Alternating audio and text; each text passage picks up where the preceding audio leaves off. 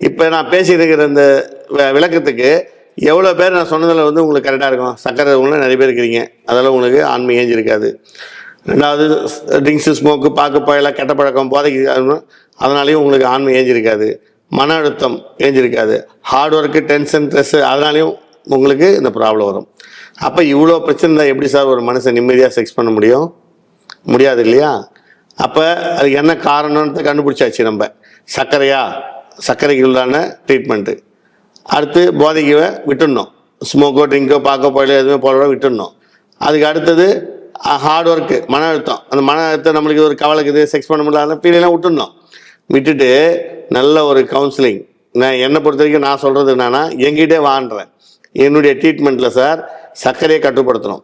சர்க்கரையை குணப்படுத்த முடியாது, யாராலையும் சர்க்கரையை குணப்படுத்தவே முடியாது. நல்லா புரிஞ்சுக்கிங்க. சர்க்கரை வியாதின்னு ஒரு மனுஷனுக்கு உடம்புல வந்துச்சு அப்படின்னா கட்டுப்படுத்தலாம்.